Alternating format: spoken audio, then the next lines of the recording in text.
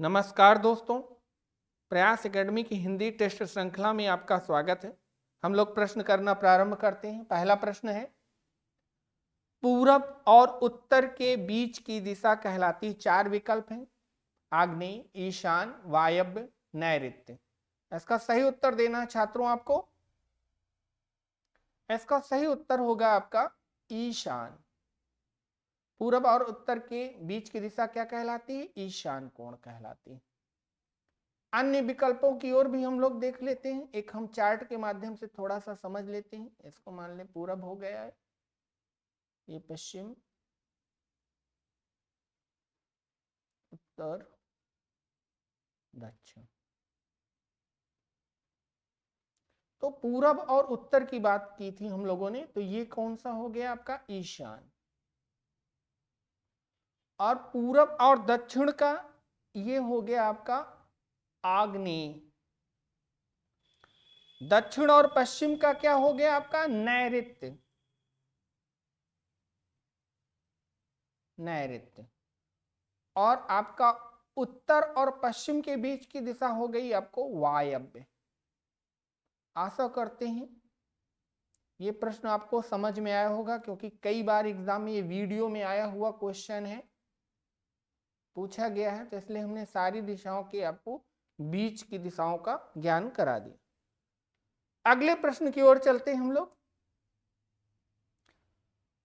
वाक्यांशों के लिए उपयुक्त शब्दों के निम्नलिखित युग्मों में सही युग्म का चयन कीजिए। चार विकल्प हैं, जो स्त्री अभिनय करे, अभिनेता, कम बोलने वाला, मृदुभाषी, आंखों से परे, प्रत्यक्ष, और लौटकर आया हुआ, प्रत्यागत। इसका सही उत्तर छात्रों आपको देना है।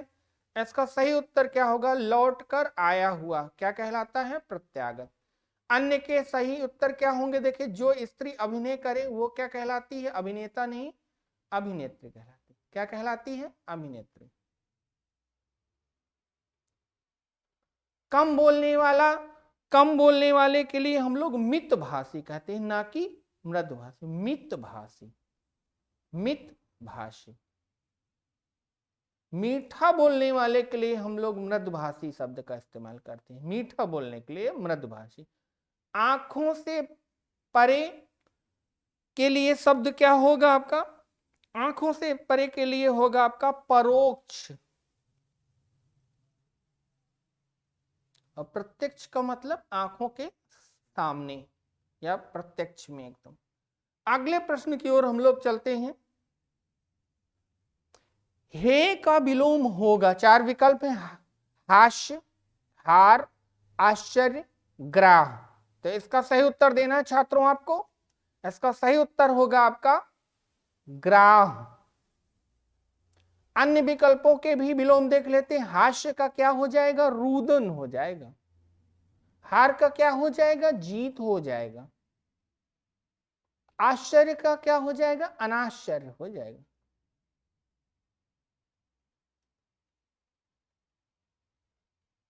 अगले प्रश्न की ओर हम लोग चलते हैं। मंद का विलोम होगा। चार विकल्प हैं, सुस्त, शीघ्र, द्रुत, त्वरित। इसका सही उत्तर देना छात्रों आपको। इसका सही उत्तर होगा मंद का क्या हो जाएगा? द्रुत। अन्य विकल्पों के हम सही उत्तर देख लेते हैं। सुस्त का क्या हो जाएगा? चुस्त। शीघ्र का क्या हो जाएगा आपका? विलंब। त्वरित का क्या हो जाएगा आपका? लंबित। अगले प्रश्न की ओर चलते हैं हम लोग। तुरंग शब्द का पर्यायवाची है। चार विकल्प है, केकी, अटवी, वाजी, शार्दुल। इसका सही उत्तर क्या होगा छात्रों? आपको देना है इसका सही उत्तर। इसका सही उत्तर होगा वाज। तुरंग का मतलब क्या होता है? तुरंग किसका पर्यायवाची है? घोड़ा का। बच्चों, किसका पर्यायवाची है? घोड़ा। घोड़ा का पर्याय। घोड़ा के अन्य पर्यायवाची भी देख लीजिए, जैसे सैंधव भी घोड़ा का पर्यायवाची है। घोड़ा के अन्य पर्यायवाची है आपका घोटक, है, रविशुत। केकी किसका पर्यायवाची है, आपको बताना है, मोर का। अटवी किसका पर्यायवाची है, वन का। तादुल किसका पर्यायवाची है, आपका सिंह का, शेर का। अगले प्रश्न की ओर चलते हैं हम लोग। केतु शब्द का पर्यायवाची है, 4 विकल्प दिए गए हैं आपके, राहु, नाग, अंकुश, ध्वज। इसका सही उत्तर देना है छात्रों आपको। इसका सही उत्तर होगा आपका, केतु का पर्यायवाची क्या होगा आपका, ध्वज। ध्वज के अन्य पर्यायवाची भी देख लीजिए, पताका, झंडा, निशान। अगले प्रश्न की ओर हम लोग चलते हैं।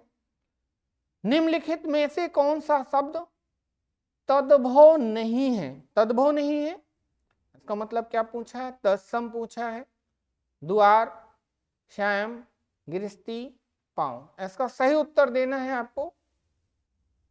तद्भव नहीं है, इसका मतलब क्या हो जाएगा आपको, तत्सम पूछा है, क्या हो जाएगा आपका, श्याम। अन्य क्या है आपके, तद्भव है, इनके देख लीजिए आपको तत्सम क्या होंगे। द्वार का क्या हो जाएगा, द्वार। गृहस्थी का क्या हो जाएगा, गृहस्थी। पांव का क्या हो जाएगा, पाद। और ये तत्सम शब्द है, इसका तद्भव क्या हो जाएगा, सांझ।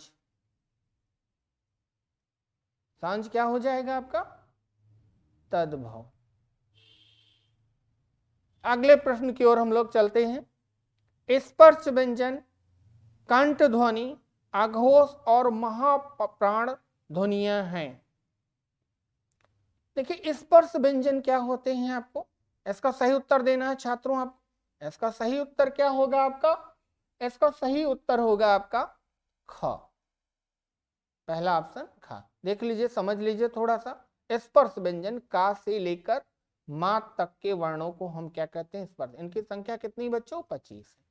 अब कंठ ध्वनिया, देखिए पूरे व्यंजन ही है, तो कंठ का वर्ग जो होता है वो होता है आप कंठ व्यंजन, का वर्ग, का, ख, ग, घ, अंग, ये कंठ व्यंजन।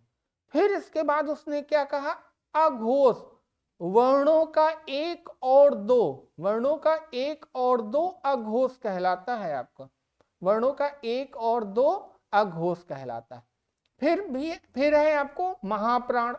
महाप्राण वर्णों का क्या हो जाएगा आपका, महाप्राण हो जाएगा आपका 2 और 4 वर्ण महाप्राण हो जाए। तो आपका देखिए इनमें कॉमन क्या है आपका 2, इसमें भी है आपका 2, तो आपका क्या हो जाएगा सही, खा। अगले प्रश्न की ओर हम लोग चलते हैं। निम्नलिखित में अर्ध स्वर है, 4 विकल्प हैं, या, छ, रा, ला। तो इसका सही उत्तर होगा छात्रों आपको या। अर्धस्वर या और वा कहलाते हैं।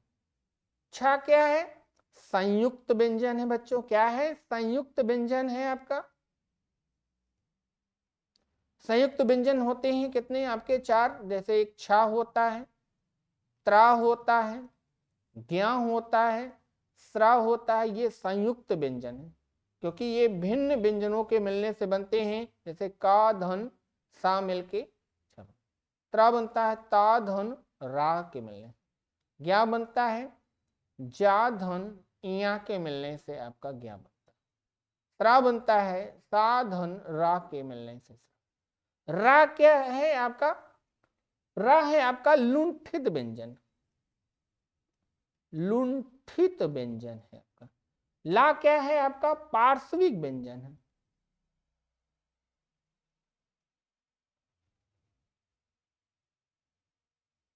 पार्श्विक व्यंजन। अगले प्रश्न की ओर हम लोग चलते हैं। शुद्ध वर्तनी वाले शब्द का चयन कीजिए, 4 विकल्प, महात्म, तदुपरांत, अनुषांगिक, नर्क। तो इसका सही उत्तर क्या होगा छात्रों, आपको देना है। इसका सही उत्तर होगा आपका तदुपरांत। अन्य विकल्प अशुद्ध है तो इनका शुद्ध रूप देख लीजिए। नरक नहीं लिखा जाता, नरक लिखा जाता है। तदुपरांत नहीं लिखा जाता है आपका, तदुपरांत शुद्ध है। अनुषांगिक नहीं लिखा जाता, अनुषंगिक लिखा जाता है। महात्म आपका बड़ा मां होगा, महात कार शुद्ध लिखा जाता है। तो इसमें शुद्ध वर्तनी की दृष्टि से क्या था आपका, तदुपरांत। अगले प्रश्न की ओर हम लोग चलते हैं। निम्न में से एक की वर्तनी शुद्ध है। 4 विकल्प हैं, आविष्कार, बर्तन, निशब्द, जमाता।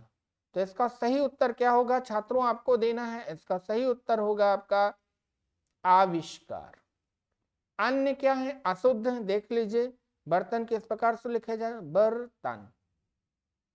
निशब्द किस प्रकार शुद्ध लिखा जाता है, निशब्द। जामाता होता है। अगले प्रश्न की ओर हम लोग चलते हैं।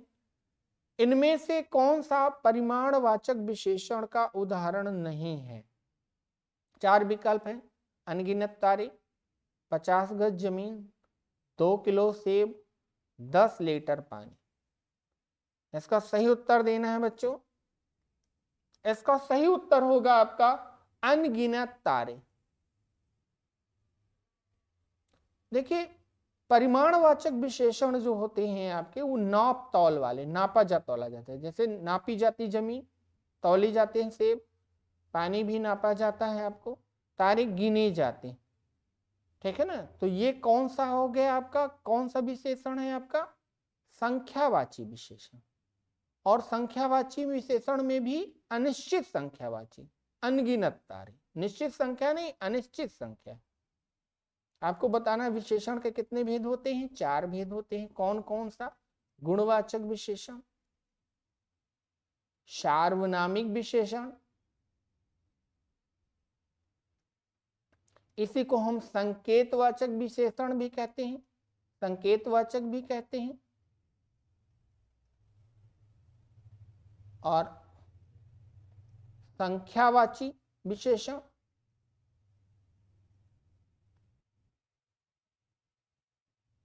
संख्यावाचक विशेषण। और इसके बाद आप कहा जाता है आपका परिमाणवाचक विशेषण। जिनको मापा तौला जाए वो परिमाणवाचक विशेषण, जिनको गिना जाए वो संख्यावाची विशेषण। आपको सार्वनामिक विशेषण, यानी कि जब सर्वनाम का प्रयोग किस विशेषता बतलाने के लिए आए तो वो सार्वनामिक। गुणवाचक विशेषण, गुणों को बता। अगले प्रश्न की ओर चलते हैं हम लोग। मोहन सोहन से पत्र लिखवाता है, इस वाक्य में क्रिया का कौन सा रूप है। 4 विकल्प हैं, पूर्वकालिक क्रिया, प्रणर्थक क्रिया, संयुक्त क्रिया, नाम धातु क्रिया। तो इसका सही उत्तर देना है बच्चों आपको। इसका सही उत्तर होगा आपको प्रेरणार्थक क्रिया। इसका सही उत्तर क्या होगा आपका, प्रेरणार्थक क्रिया। देखिए, जब कर्ता स्वयं कार्य न कर, जैसे मोहन खुद नहीं पत्र लिखवा रहा, सोहन से पत्र लिखवा रहा, खुद पत्र नहीं लिखता, सोहन से, यानी जब कर्ता स्वयं कार्य न कर दूसरे से कार्य करता है, वो क्रियाएं क्या कहलाती, प्रेरणार्थक क्रिया। पूर्वकालिक क्रिया क्या कहलाती, जब एक क्रिया समाप्त होकर कर्ता दूसरे क्रिया में लग जाता है तो पहली क्रिया क्या कहलाती है, पूर्वकालिक। जैसे उसने नहाकर भोजन किया, तो यहां पर नहाकर ये क्या हो जाएगी आपको, पूर्वकालिक। संयुक्त क्रिया, जब कोई क्रिया 2 क्रियाओं से मिलकर बनती है तो वो क्या कहलाती है, संयुक्त। जैसे खेलता कूदता है, राम खेलता कूदता रहता, तो खेलता, ये क्या हो जाएगा, संयुक्त क्रिया। नाम धातु क्रिया क्या होती है, ठीक है, वो क्रियाएं जो संज्ञा सर्वनाम से बनती हैं, आपको विशेषण से बनती हैं, वो क्रियाएं आपको क्या कहलाती हैं, नाम धातु क्रियाएं। अगले प्रश्न की ओर हम लोग चलते हैं। निम्नलिखित में पुल्लिंग शब्द नहीं है, पुल्लिंग शब्द नहीं, इसका मतलब क्या पूछा गया बच्चों? स्त्रीलिंग पूछा गया, पुल्लिंग नहीं। तो इसका सही उत्तर देना है स्त्रीलिंग शब्द क्या होगा, इसीलिए हम हिंट दे रहे हैं, क्योंकि कई बार हमसे पढ़ने में दिक्कत, हमने देखो पुल्लिंग देखा हम तुरंत छांटने लगते, जबकि पूछा क्या पुल्लिंग नहीं है। इसका मतलब क्या पूछ रहा है वो? स्त्रीलिंग पूछ रहा। तो क्या होगा आपका? नकल। ये क्या हो जाएगा आपको? स्त्रीलिंग शब्द हो जाएगा। बाकी अन्य विकल्प आपके क्या हैं? ये पुल्लिंग है। जैसे हम जानते हैं हिंदी में लिंग का निर्धारण किस प्रकार होता है? प्रयोग के आधार पर होता है। और किसके आधार पर होता है? अर्थ के आधार पर होता है। पिछले क्वेश्चन में हमने आपको बताया प्रयोग और अर्थ के आधार। जैसे रत्न, बड़ा रत्न, सफेद मोती, बड़ा मोती, पानी। जैसे पानी के लिए आप कह सकते हो जितनी भी द्रव्यवाचक संज्ञाएं होती हैं वो आपको पुल्लिंग होती है। द्रव्यवाचक संज्ञाएं होती हैं वो आपको पुल्लिंग होती हैं। जैसे आपका पानी, तेल, घी, आपका ये क्या हो जाएंगी? आपको द्रव्यवाचक पुल्लिंग शब्द हो जाएंगे। अगले प्रश्न की ओर चलते हैं। वह आए तो मैं जाऊं प्रस्तुत वाक्य में कौन सा काल्य है? 4 विकल्प दिए गए हैं आपको। इसका सही उत्तर होगा आपका, इसका सही उत्तर आपको बताना है छात्रों। इसका सही उत्तर होगा हेतु, हेतु मद भविष्य। आपको देखिए काल के कितने भेद होते हैं? 3 भेद होते हैं आपको। कौन? वर्तमान काल, भूतकाल और भविष्य काल।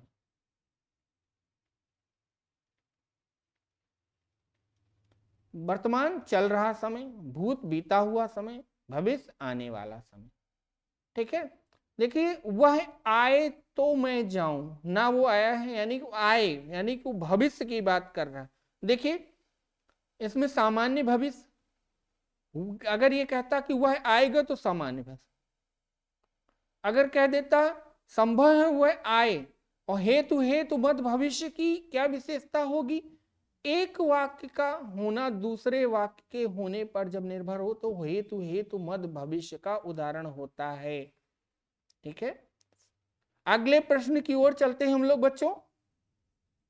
निम्नलिखित में कौन सा वाक्य कर्मवाच्य का उदाहरण है या कर्मवाच्य दर्शाता है? देख लीजिए आपको।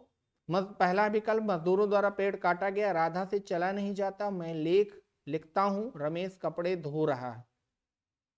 तो इसका सही उत्तर देना है छात्रों आपको। इसका सही उत्तर क्या होगा आपको? मजदूरों द्वारा पेड़ काटा गया। वाच्य के कितने भेद होते? 3, कर्तवाच्य, कर्मवाच्य और भाववाच्य। देखिए क्रिया के उस रूप को वाच्य दर्शाते हैं जिससे पता चलता है कि वाक्य में कर्ता की प्रधानता है, कि कर्म की प्रधानता है, कि भाव की प्रधानता। देखिए इसमें कर्म की प्रधानता, मजदूरों द्वारा पेड़। देखिए क्रिया अगर कर्ता के अनुसार परिवर्तित हो तो कर्तवाच्य, अगर कर्म के अनुसार परिवर्तित हो तो कर्मवाच्य, अगर भाव के अनुसार परिवर्तित हो यानी कर्ता और कर्म दोनों के अनुसार न परिवर्तित हो तो हम, जैसे हम लोग प्रयोग करके देखें, मजदूरों द्वारा पेड़ काटा गया।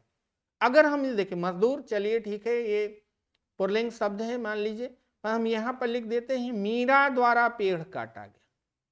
बदल रहा है, काटा, काटा द्वारा पेड़ काटा गई नहीं, काटा गया, यानी कर्ता के अनुसार नहीं परिवर्तित हो रही, कर्म के अनुसार। तो ये क्या हो जाएगा आपका? कर्म। अब देखो राधा से चला नहीं जाता, मोहन से चला नहीं जाता, कर्ता के अनुसार नहीं परिवर्तित होता, भाव की प्रधानता है तो इसलिए ये भाववाच्य का वाक्य। अब देखो मैं लेख लिखता हूं, किसके अनुसार? मैं लेख लिखता हूं। मीरा लेख लिखती है, किसके अनुसार परिवर्तित हो रहा है? कर्ता के अनुसार। तो ये क्या है बच्चों? कर्तवाच्य है। रमेश कपड़े धो रहा है, मीरा कपड़े धो रही है, किसके अनुसार परिवर्तित हो रहा है? कर्ता के अनुसार क्रिया परिवर्तित हो रही है। तो ये क्या हो जाएगा? कर्तवाच्य। आशा करते हैं ये प्रश्न आपको समझ में आया होगा। कर्ता के अनुसार परिवर्तित हो क्रिया तो कर्तवाच्य, कर्म के अनुसार परिवर्तित हो तो कर्मवाच्य, अगर दोनों के अनुसार परिवर्तित न हो, वाक्य में भाव की प्रधानता, राधा से चला नहीं जाता, राधा से खाया नहीं जाता, राधा से बैठा नहीं जाता, तो यहाँ भाव की प्रधानता, तो भाववाचक। अगले प्रश्न की ओर हम लोग चलते हैं। मां का लड़का कहाँ गया, इस वाक्य में कौन सा कारक है? कर्ता कारक, संबंध कारक, कर्म कारक, अपादान कारक। ये 4 विकल्प दिए गए हैं, इसका सही उत्तर देना है छात्रों आपको। इसका सही उत्तर होगा आपका संबंध कारक। मां का लड़का, देखिए संबंध का की के, संबंध की क्या हो, काकी के, रारी रे, नानी ने, ये संबंध। फिर मां का किससे संबंध, लड़के से। कौन सा कारक है, संबंध कारक। अगले प्रश्न की ओर हम लोग चलते हैं। ईमान बेचना मुहावरे का अर्थ है धोखा देना, गलत काम करना, याराना तोड़ना, अपने कर्तव्य से हट जाना। ये 4 विकल्प दिए गए हैं छात्रों, इसका सही उत्तर आपको देना है। इसका सही उत्तर क्या होगा, अपने कर्तव्य से हट जाना। अगले प्रश्न की ओर हम लोग चलते हैं। निम्नलिखित वाक्यों में से किसमें अकर्मक क्रिया प्रयुक्त है, यानी किस वाक्य में अकर्मक क्रिया आई। देखिए क्रिया रचना के थोड़ा समझ लीजिए आप, इसका आंसर खुद देंगे आप लोग। कर्म के अनुसार क्रिया के 2 भेद होते हैं, सकर्मक और आकर्मक।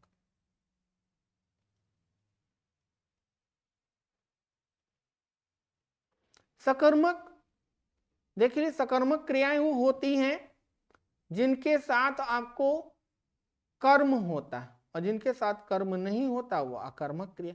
कई बार वाक्य देखिए, शिशु सो रहा है, यहाँ करता है, और क्या सो रहा, क्रिया है, कर्म नहीं। पंत अगर देखिए बालक खेल रहा है, बालक क्या है आपको, करता है, खेल रहा क्या है, क्रिया है, यहाँ भी कर्म। पर देखिए बालक खेल रहा है तो कुछ ना कुछ तो खेल रहा है, क्रिकेट खेल रहा है, फुटबॉल खेल रहा है, बॉल खेल रहा है, कुछ ना कुछ, यानी क्रिया की अपरिहार्यता है।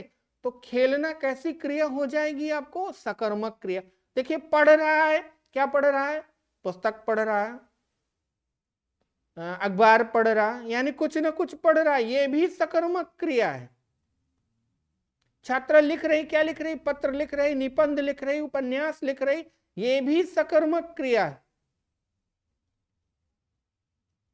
और शिशु सो रहा, क्या सो रहा है, कोई आंसर मिल रहा है, अगर प्रश्न में कुछ आंसर मिले तो प्रश्न पूछने से तो वो क्रिया क्या हो जाएगी, सकर्मक। अगर कोई आंसर ना, सो रहा तो ये कौन सी क्रिया हो जाएगी, अकर्मक।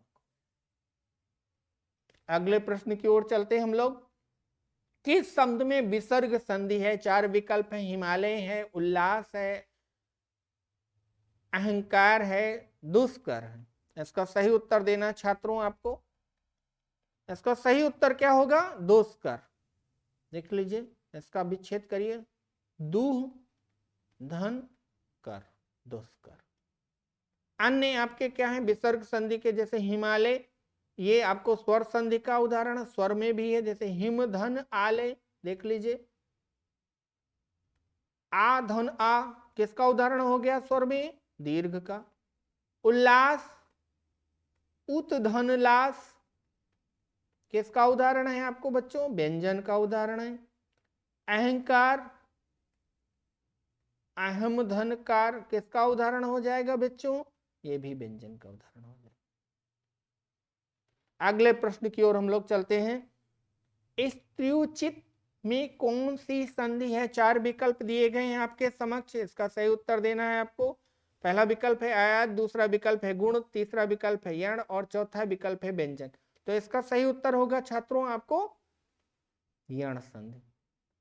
अब देख लीजिए इसका विच्छेद करके, स्त्री धन उचित, ये देखिए ई का क्या हो गया, या हो गया, और ये ऊ की मात्रा यहां लग गई, और जैसे स्वर हटा त्रा से वो स्त्री उचित। अगले प्रश्न की ओर हम लोग चलते हैं। निम्नलिखित में से एक में कर्मधारा समास है, 4 विकल्प हैं, हाथों हाथ, सुख दुख, आराम कुर्सी, भुज दंड। इसका सही उत्तर देना है आपको। इसका सही उत्तर होगा आपका भुज दंड। कर्मधारा समास, विशेषण विशेष उपमेय, यानी कि भुजाएं कैसी हैं, दंड के समान मजबूत है। हाथों हाथ में बताना है आपको कि कौन सा समास है, अव्ययीभाव समास। आपको लगेगा दो शब्द पंथ सेम शब्दों का अगर आपको रिपीट हो तो वहां पर क्या होता है, अव्ययीभाव समास होता है। देखिए जब कभी युग्म या जोड़ा या विलोम के रूप में आए, जैसे सुख दुख, कौन सा समास हो जाएगा आपको, द्वंद्व। युग्म या जोड़ा के रूप में आए या विलोम के, सुख और दुख के, कौन समास हो जाएगा, द्वंद्व समास। आराम कुर्सी में, आराम के लिए कुर्सी, तत्पुरुष। अगले प्रश्न की ओर हम लोग चलते हैं। सूरदास के गुरु कौन थे? चार विकल्प है, रामानंद, रामदास, वल्लभाचार्य, विट्ठल। तो इसका सही उत्तर देना है छात्रों आपको। इसका सही उत्तर होगा आपका वल्लभाचार्य। रामानंद जी के, आपके सूरदास जी के गुरु थे आपके। और इनके विषय, रामानंद जी के विषय में थोड़ा सा देख लीजिए। रामानंद जी के गुरु थे राघवानंद। इनके गुरु का नाम क्या था, राघवानंद।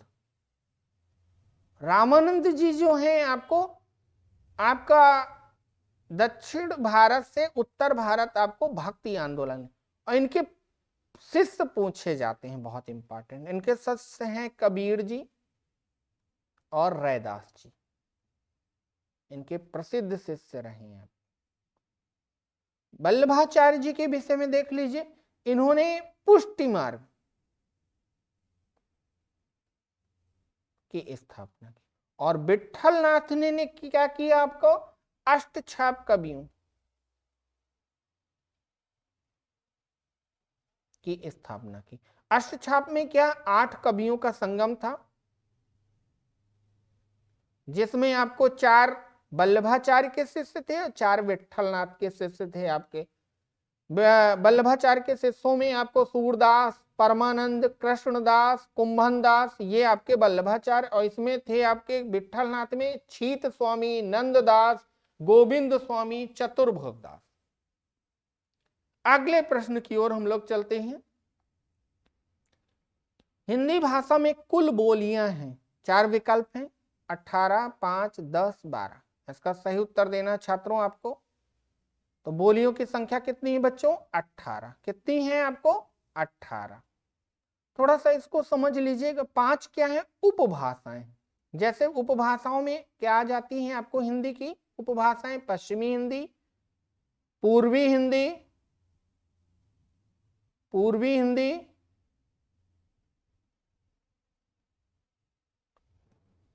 पूर्वी हिंदी, बिहारी हिंदी,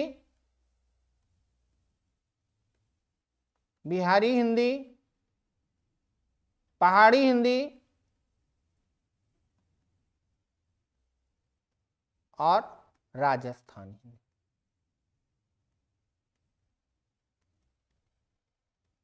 तो हिंदी की ये कौन क्या है, उपभाषाएं हैं। और इन उपभाषाओं के अंतर्गत 18 बोलियां बोली जाती। जैसे पश्चिमी के अंतर्गत बहुत इंपॉर्टेंट है खड़ी बोली, मोस्ट इंपॉर्टेंट है, कई बार एग्जाम में आ चुका। खड़ी बोली किसके अंतर्गत आती है, पश्चिमी हिंदी के अंतर्गत। एक और आती है आपको ब्रज भाषा बच्चों, एक कौन आती है, ब्रज भाषा भी आपको आती है आपको पश्चिमी। पूर्वी हिंदी के अंतर्गत इंपॉर्टेंट है अवधी, बहुत पूछी जाती। अवधी किसके अंतर्गत आती, पूर्वी हिंदी के अंदर। और बिहारी हिंदी के अंदर जो पूछनी जाने वाली है आपको भोजपुरी। भोजपुरी किसके अंतर्गत आती है आपको, बिहारी हिंदी के अंदर। मैथिली, मगही आती। पहाड़ी हिंदी के अंतर्गत आपको आती हैं आपको कुमाऊनी, गढ़वाली। राजस्थानी के अंतर्गत आपको जयपुरी, मेवाड़ी, मेवाती। ये पर मुख्य रूप से आपको भोजपुरी, अवधी, खड़ी बोली, ब्रज भाषा, ये जरूर पूछ। जैसे खड़ी बोली का दूसरा नाम भी कई बार पूछ लिया जाता है, क्या है बच्चों, कौरवी है। और खड़ी बोली को ही हिंदी की सबसे शुद्ध भाषा माना जाता है, खड़ी। और इसका जो स्थान है जहां की खड़ी बोली को सबसे भाषा का हिंदी का सबसे शुद्धतम रूप माना जाता है, मेरठ, मुजफ्फरनगर, इन क्षेत्रों में बोली जाने वाली खड़ी बोली आपको हिंदी भाषा की सबसे शुद्ध बोली मानी जाती है। अगले प्रश्न की ओर चलते हैं। भारत की संपर्क भाषा है, 4 विकल्प है, अंग्रेजी, उर्दू, फारसी, हिंदी। तो इसका सही उत्तर देना छात्रों आपको। इसका सही उत्तर क्या होगा आपका? हिंदी। इसका सही उत्तर क्या होगा? हिंदी। और अंग्रेजी जो विश्व की संपर्क भाषा है। हिंदी के विषय में थोड़ा सा 1-2 चीजें जान लीजिए। हिंदी को राजभाषा का दर्जा किस अनुच्छेद के तहत दिया गया आपको? अनुच्छेद 343 के तहत। और हिंदी राजभाषा कब बनी? 14 सितंबर 1949 को। इसलिए 14 सितंबर को हम लोग क्या मनाते हैं? हिंदी दिवस मनाते हैं। क्या मनाते हैं? हिंदी दिवस मनाते हैं, क्योंकि इसी दिन हमारी हिंदी को राजभाषा का दर्जा दिया गया। किस अनुच्छेद के तहत? अनुच्छेद। हिंदी की लिपि भी कई बार एग्जाम में पूछ लिया गया। क्या लिपि है? देवनागरी लिपि। कौन सी लिपि है? देवनागरी लिपि। ठीक है बच्चों, आशा करते हैं आपको ये टेस्ट श्रृंखला पसंद आई होगी। अगर पसंद आए हो छात्रों तो प्लीज लाइक करें, सब्सक्राइब करें चैनल को हमारे, और अपने दोस्तों के साथ शेयर करें, जिससे हम आपको और अच्छे वीडियो आपके सामने ला सकें। धन्यवाद।